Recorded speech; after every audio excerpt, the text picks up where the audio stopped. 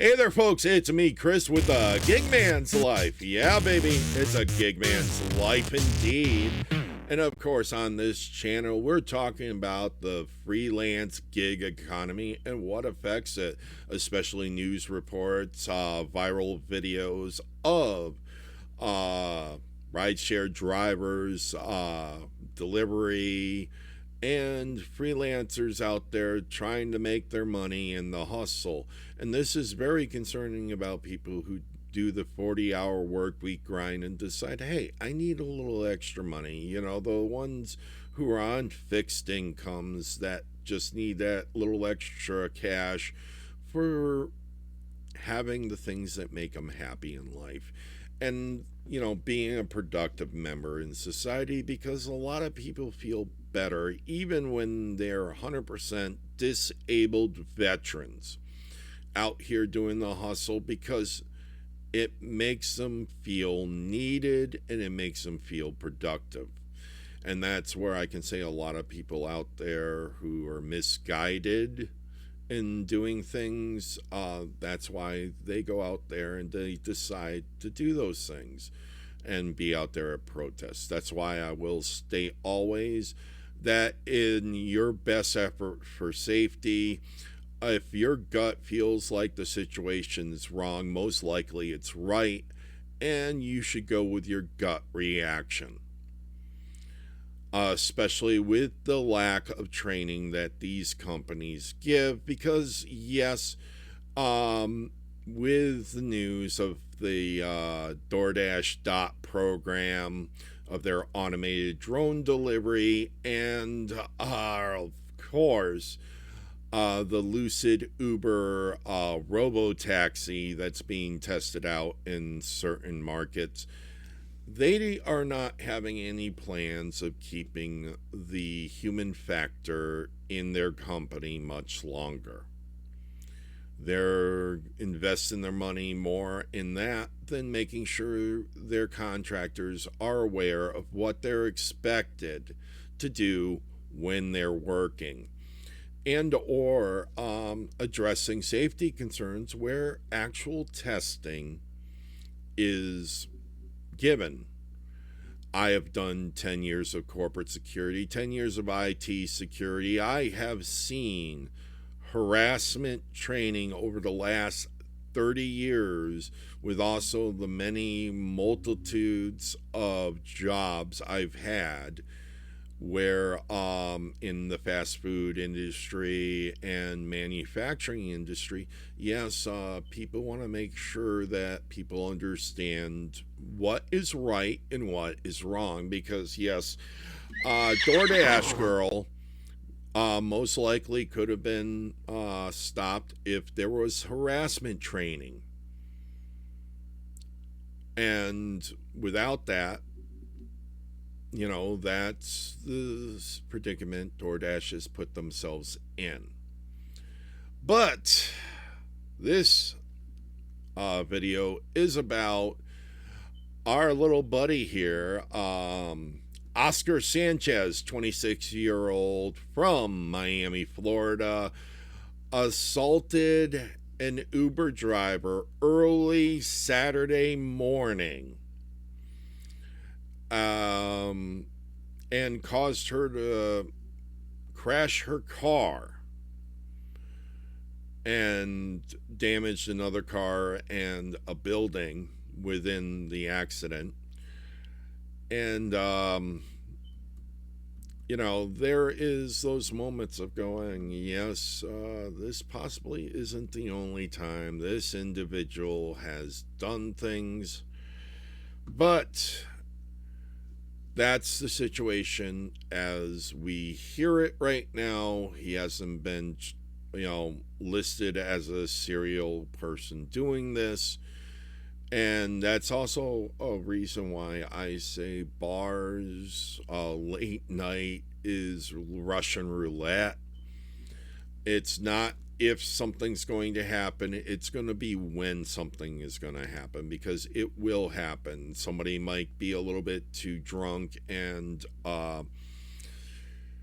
vomit in your car, or You might get assaulted because the person's too well inebriated to fight off his basic instincts. I'm not saying that this is solely to guys. That's why having cameras is always a good thing, to make sure your side of the story is always documented and that you easily can refer to what happened during the time that caused the situation. So as we get going further on this is always about some suggestions as well, that if a passenger is giving you directions, take it with a grain of salt. If you don't feel like going down that way, no matter how they feel, then you can just ask them, look, we can end the ride right now. You can have yourself a good day. Thank you very much. You have cameras. You have proof that you didn't feel like it was a good idea and they are arguing. Get them out. You know, it's something easier, especially when it comes to these protests. If you're driving up, as I said before, your safety, their safety is always in the mix. So drop them off at the nearest location, safe for them and you. Mostly you. Don't put bumper stickers on your cars. Don't have Free Palestine, pro-life, pro-choice, whatever you think is, oh, you know, it's my opinion, my right to free speech. Well, the thing is that you paint a target by putting every sticker on your car that screams what you believe in. You paint a target on yourself. You paint an opinion. The only bumper sticker that I have on my car is I think I seized the wrong day.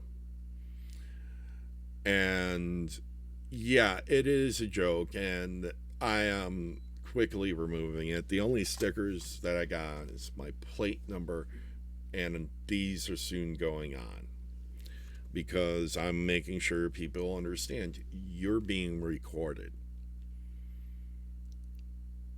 And I'm not taking chances of somebody saying, well, you didn't go and do this. And it should be expected by anybody that when you're entering somebody's personal property to be transported anywhere, that there's cameras involved.